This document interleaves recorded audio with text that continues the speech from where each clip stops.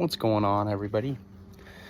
Today on the Loft and Racing channel, we are working on the 03 bug eye. Just doing some maintenance stuff. Boom, there's the engine bay. I already took off the intake piece.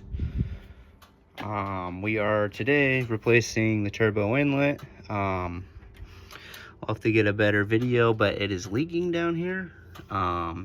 And I'm afraid that if I get into boost, if it's leaking, it's going to suck air through there and then lean out my tables, and then my car explodes. But we're going to do that, and then underneath here, which I can explain that in a bit, is the throttle body hose or coupler, and that also needs replaced. So we're doing that, and then we're doing tranny fluid today and diff fluid, or the diff. While we're at it, using the K&N to clean the cob filter, get it nice and dialed.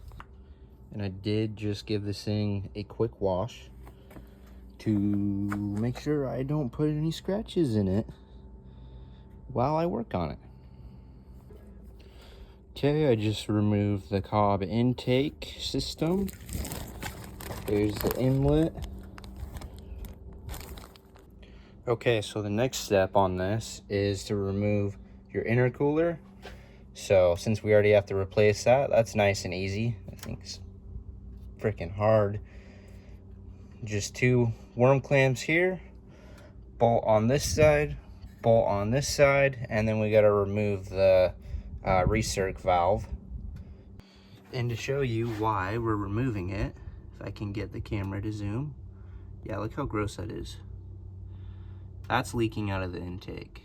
So I do have blow-by, apparently, which is common on cars. But I also have this guy here that should take care of most of it. So either when I rebuilt this thing, I got one ring that's a little too loose, or something else is happening. Or maybe it's just normal. But I don't think it should be leaking out of there. Okay, I loosened everything up. I also forgot to mention, you got to unscrew this guy down here as well that connects to the turbo. I'm going to try this with one hand.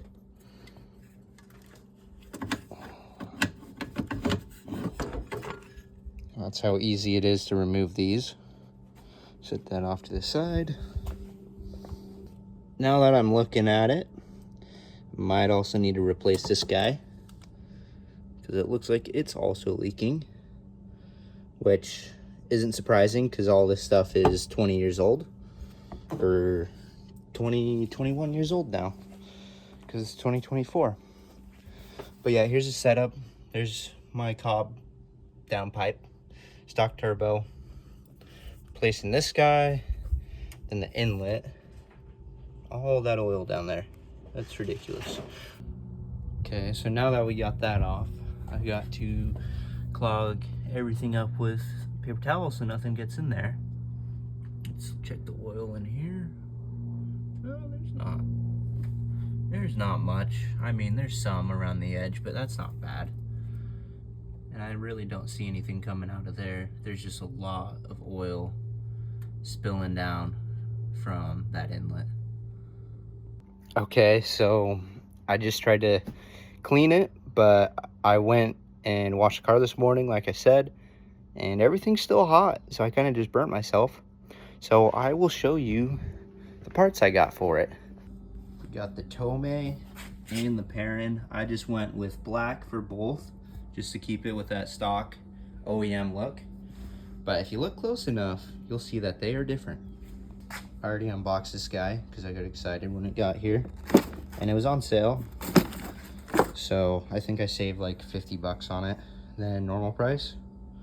So there it is. Gonna install that. I almost thought about going with an eBay one, but they don't have this curve in there. They're half the price, but it's also eBay, and this isn't a Honda Civic, so I'm gonna put quality parts on it. So Tomei, and then the Perrin boy right here, just simple little coupler. So just plops right on, The only issue that I could see happening is these Tomeis come with different bands that you shove into the end here. So like you shove these in here for different turbo sizes, so I'm hoping I don't have to do that. But unfortunately, it is a stock turbo and it's not an STI, which I think the STI turbos have the same inlet size, I want to say, as a WRX, but I might need to put a spacer in there. But in order to get the factory one off, I got to remove this hose, and then back here. The reason I went with aftermarket is because in order to replace with an OEM one, you have to take off the intake. So in order to get this out, you seriously cut this and you cut that one down there. And that's how you get it out. Oh my God. I guess this did need replace. That's gonna take a lot to clean up. Just come in here. Uh-oh, maybe I can't. Uh-oh. This guy should do the trick.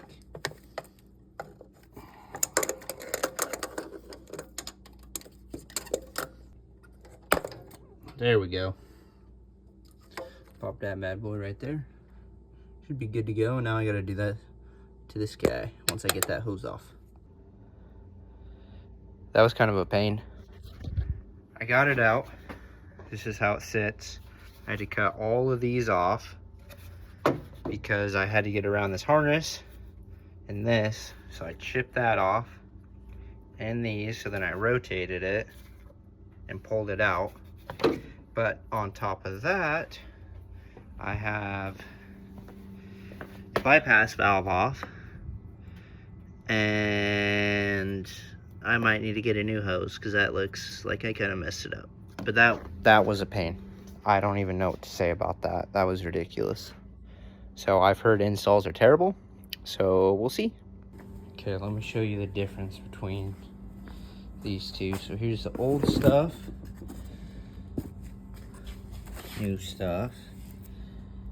Kind of hard to see, but gonna be a lot better there. Compound. Okay. Okay, here's the two next to each other. Oh, I just got it dirty. But yeah, that's the two. But here's the cleanup that I gotta do. I got this cleaned up, whoa, mostly. So that's mostly cleaned up. I could do a little bit more. And then down in there is dirty.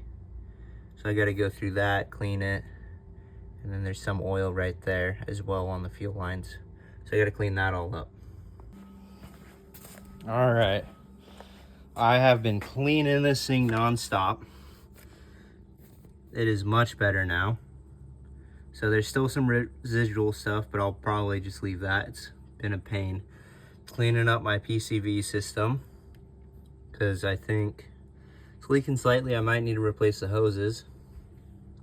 But I just discovered that my power steering pump is leaking. So I was trying to figure out why I had some oil buildup on these lines here. And it might be hard to get in there and see. There we go. See the different color right there? I thought my front main seal was leaking once I rebuilt this thing, and I never considered the power steering pump. But as you can see, that bad boy's leaking. So I'm assuming it's coming from the front there, but I'll have to see. It's not coming from there. Maybe, is that a separate piece? No, that's together. It's not coming from there. So I think it's one of the front seals on that is leaking, unfortunately. But I'll have to troubleshoot that later, and I'll just keep chugging along with this.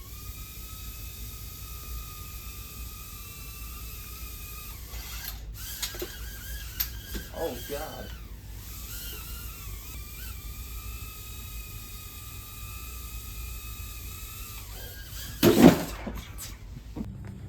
So unfortunately, well, good thing is I got basically all the oil cleaned up, everything cleaned up. Bad news is this hose is really old, so when I went to pull it off, it ripped. So I'm gonna have to buy a new one. In the meantime, I'm gonna try and just replace it and then stay out of boost for a while. And then whenever the new kit comes in, then I'll throw that on and it'll be ready to go. Well, the install wasn't bad when you do it correctly, but I was doing it the wrong way. I would recommend watching PRE Racing install one of these, because they do it, or they show you how to do it a lot quicker. What I did originally is I flipped this upside down and tried to shove it in, which was wrong, but I got it on. I need to tighten it down here, but they just shoved it in the correct way, or upright. And once they got it to about here, I came over here and pulled up and it worked just fine.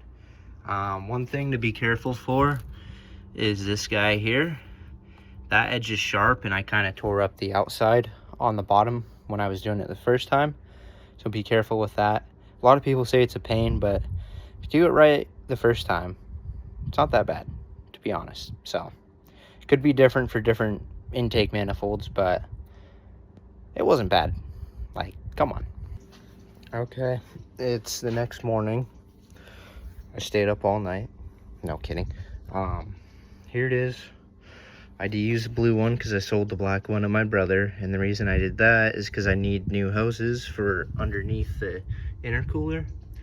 So that kit comes with one of these, so I just sold mine to him, and this is what she'll look like. Tomei to Cobb.